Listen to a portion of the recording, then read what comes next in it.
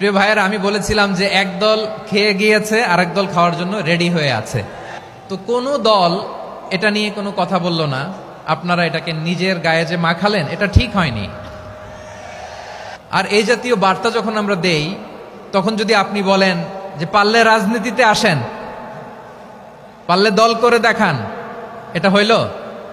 তো যশোরের প্রোগ্রামের এক ভিডিওর পেছনে আমাদের কিছু দিনী ভাইরা 6 বছর আগের এক অডিও ব্যাকগ্রাউন্ডে জুড়ে দিয়ে বিভ্রান্তি ছড়ানোর জন্য সোশ্যাল মিডিয়াতে ছড়িয়ে দিয়েছে। তো তাদের প্রতিও আমাদের কোনো রাগ নাই, ক্ষোভ নাই। তারা হয়তো দিনই তাকাদা থেকেই করেছে।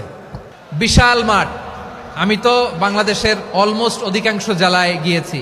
এই এমসি কলেজের ময়দানের মতো মাঠ আমার চোখে আর পড়ে নাই বাংলাদেশ।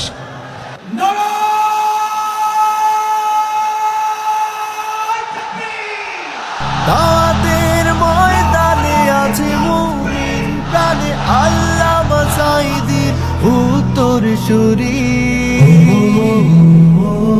আজ হারি আজ হারি আজ হারি মিজানুর রহমান আজ হারি।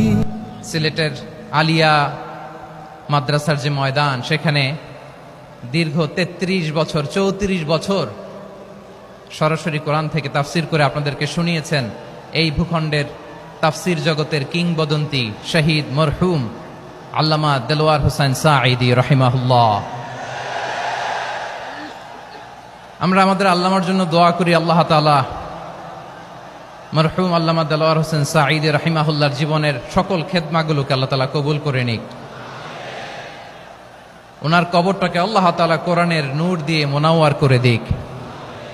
আমি আরো সৌভাগ্যবান যে আমি অত্যন্ত নগণ্য ক্ষুদ্র একজন কোরআনের ছাত্র হয়ে কোরআন থেকে যা বুঝেছি, এই কথাগুলো যখন দেশ থেকে দেশান্তরে যেখানেই যাই শোনাবার জন্য লক্ষ লক্ষ দিনী ভাইরা সেখানে উপস্থিত হয়, আলহামদুলিল্লাহ। এবং যারা আসতে পারেন না, এরকম কোটি কোটি বনি আদম পরবর্তীতে সোশ্যাল মিডিয়ার কল্যাণে তারা কথাগুলো শোনেন, আলহামদুলিল্লাহ।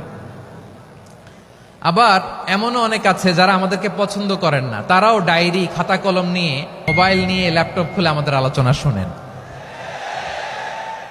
আমি তাদেরকেও ভালোবাসি, কারণ আমার স্লোগান হচ্ছে হেরে যাবে ওদের হিংসা, ষড়যন্ত্র, জিতে যাবে আমাদের ভালোবাসা। যারা আমাদের বিরোধিতা করে, আমাদের ব্যাপারে ঘৃণা ছড়ায়, তাদের জন্য আমাদের বুক ভরা দরদ আর ভালোবাসা আছে না নাই? কারণ ভালোবাসা দিয়ে যা জয় করা যায়, কঠোরতা দিয়ে তা পারা যায় না। তো যারা বিরোধিতার জন্য আমাদের আলোচনা শোনেন, তাদেরকেও ওয়েলকাম।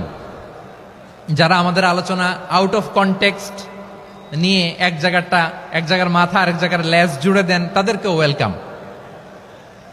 গত সপ্তাহে আপনারা জানেন খুলনা বিভাগের প্রোগ্রাম আমি দিয়েছিলাম যশোরে আদ্দিন ফাউন্ডেশনের উদ্যোগে।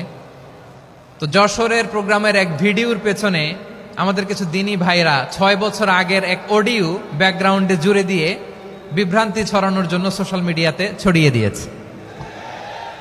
তো তাদের প্রতিও আমাদের কোনো রাগ নাই, ক্ষোভ নাই। তারা হয়তো দিনই তাকাদা থেকেই করেছে, কিন্তু তারা হয়তো বুঝতে পারে নাই এই যে রিসেন্ট আলোচনার ভিডিওর পেছনে 6 বছর আগের অডিও জুড়ে দেওয়া, এটাকে বাংলায় বলে প্রতারণা।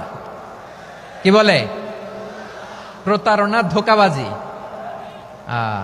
এখনকার আলোচনার ভিডিও আর ব্যাকগ্রাউন্ডে এডিট করে লাগিয়েছে 6 বছর আগের অডিও।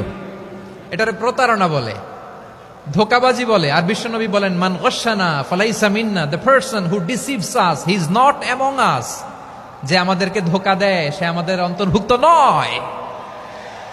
তো বিশ্বনবীর এই হাদিস তারা মনে রাখে না। তো এই জন্য শুধু বিশ্বনবীর প্রতি সাল্লাল্লাহু আলাইহি ওয়াসাল্লামের প্রতি সেরেফ ভালোবাসা আপনাকে বাঁচাতে পারবে না যদি বিশ্বনবীর আদর্শ আপনি গ্রহণ না করেন। তার জলজান্ত প্রমাণ, আবু তালেব বিশ্বনবীকে অনেক ভালোবেসেছেন আলাইহিস সালাতু ওয়াসসালাম।